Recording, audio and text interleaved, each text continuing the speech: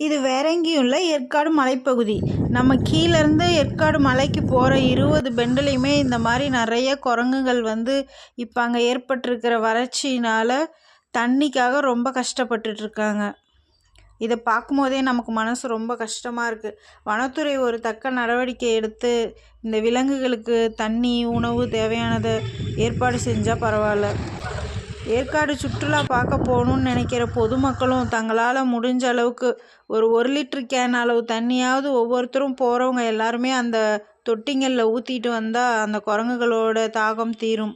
முடிஞ்சவங்க help பண்ணுங்கள் please.